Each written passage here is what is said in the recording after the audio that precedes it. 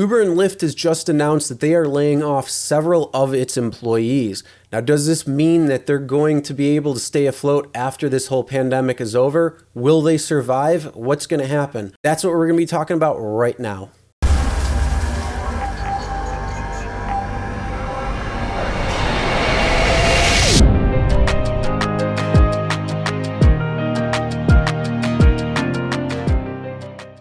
Hey everyone, Chris here from Real Rideshare Stories. If you're new to the channel and you're looking for different things within the rideshare industry, whether it's updates to what's going on, news, tips and tricks for passenger drivers, or what happens on real rideshare rides, start now by hitting that subscribe button and ring the bell for notifications. Also make sure to check the description below for other helpful information and tips. So we all know most things shut down because of this whole pandemic, and that means that Uber and Lyft rides have come to a screeching halt. And that also means that they're not making as much income as they were before. And so they're looking at cutting around 20 to 25% of its staff already. And maybe even down the road, if it lasts longer, could be even more. So there's few questions that some people may be asking, and that is, will this be the end of Uber or Lyft, or will they be able to stay afloat throughout the rest of this pandemic? And what's it going to look like on the other side? So we're going to kind of talk about what's going on currently and maybe speculate a little bit what things could look like down the road into the future. So looking at the current moment, this is an article from Gizmodo, so if you want to check out this article, link will be in the description below, and it's titled, "Like Uber, Lyft Can't Get Rid of Its Employees Fast Enough." And so if you want to check it out, again, link will be in the description. But it goes on where it says, younger, smaller, and less recognizable, Lyft has always lived in the substantial shadow of its main competitor, Uber. Now it's dying in it too. Social distancing has put the transportation sector against impossible odds. So subway ridership in New York is down 74%. Total flights could drop off up to 90% by this summer, which that's pretty crazy. And being in a small enclosed space with a stranger who likely does not have health insurance couldn't be less appealing at this junction in history. Consequently, rideshare is falling off of a cliff too. Now, I've made a couple of videos on about how much it has gone down because one company reported that it was upwards of about 94% downfall from what it was doing in previous weeks.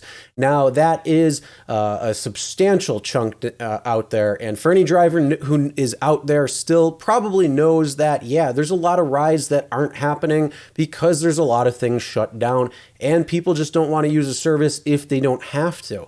Now, essential rides and essential workers may have to use it, so they're still continuing, and that's why some drivers are still making money, but the vast majority have seen most things dry up.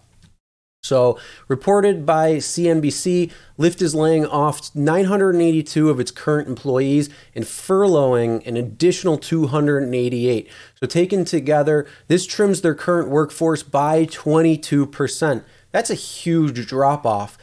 So it's not clear which departments are the focus of these cuts, though they've asked Lyft to supply the information if it's available, and nothing has come about that yet. So it could just be across the board. It could be in certain things. I'm not sure entirely. I'm sure probably a lot of it's going to be in the marketing aspect of the departments because you're not going to put any money into your marketing department currently because there's really no rides. And that would just be the smart thing to do. But again, don't take my word for it.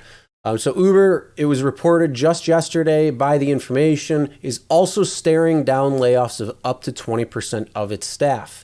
So again, both companies are seeing major impacts when it comes to their income and their revenue when rideshare is down so much. So yeah, they're going to have to shrink their staff in order to continue operating and try to operate through this entire pandemic. So the downturn in demand has hurt Lyft and Uber, but the worst fallout seemingly landed in the laps of these drivers. Unfortunately, that's the truth. So because of their classification as independent contractors, many aren't eligible for unemployment, even with the CARES Act signed into law. Now, I haven't seen too much in that. I've seen there's a lot of issues with it and a lot of this, what's going on, what's happening, especially on state standpoint, what's going on with the Department of Labor. We've covered a lot of this, but drivers are getting approved and starting to get paid out. Now, some states, it's taking a very long time for these applications to process and go through, which I've also talked about in my last update when it comes to unemployment as a gig worker. So there's quite a few things going on. Drivers have widely described their earnings drop from meager to unlivable. Again, very true.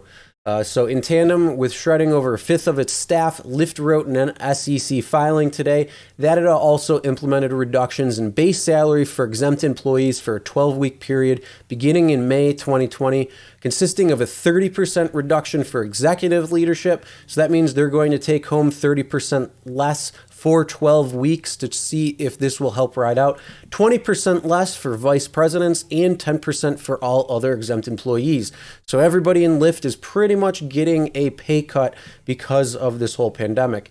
So whether these measures are drastic enough to keep Lyft afloat largely seem to be a matter of how long the current phase of the pandemic will stretch on. The guiding principle for decision making right now is to ensure they're going to emerge from the crisis in the strongest possible position to achieve the company's mission.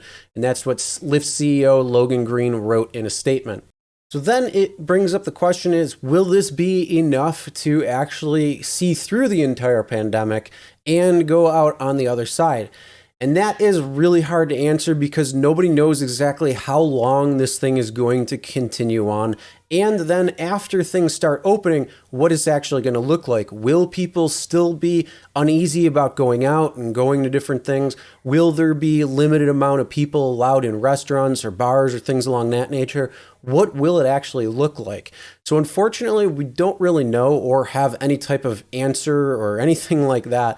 But as far as it seems, they are trying to do whatever they can to have the companies both operate through this rest of the pandemic and move forward beyond it once it does start opening up in certain areas and then the rest of the country. So the question becomes, will Uber and Lyft be able to survive this pandemic? Will those cuts be enough, or will they have to make more? And I think, in my opinion, that they're going to continue on. I think that they still have the ability to make even more cuts if necessary, if this pandemic goes longer than expected, or if ridership continues to stay low even after things open up and people are just not wanting to actually go into Uber or Lyft yet. So it could have some longer lasting effects than just starting to reopen the economy in certain aspects and certain portions of different states and what it may look like overall. But I do think that they will make it on the other side. But if there is a second wave or something that could come back stronger and shut down the economy yet again or make it go further, then I think Uber and Lyft could be in some very serious trouble, and maybe even one or both could actually not make it. And then Uber and Lyft could become a thing of the past. Now, Uber, on the other hand, versus Lyft, has Uber Eats. So they can continue to have more income coming in because delivery. Then they've added things like Uber Connect and Direct and all of these other aspects that could actually help it survive a pandemic or even a second wave of the pandemic. But Lyft, on the other hand, because they're more of a one-trick pony and they've really never set up anything else besides what they've set up with this Lyft Up program, where they can deliver essential people as well as medical supplies and things along that nature, they may actually be the ones who could fail. So time will tell as to what happens, but I want to know what your opinions are, what your thoughts. Do you think Uber and Lyft will actually continue to operate beyond this whole pandemic, whether that includes a second wave or not? Comment below and let me know. That's the end of this video. Make sure you subscribe and ring the bell for notifications so you'll be notified every time a new update is made. And also make sure to check the description below for other helpful information and tips. And as always, never drink and drive. Always tip your drivers, your delivery drivers, and your shoppers. And we'll see you next time.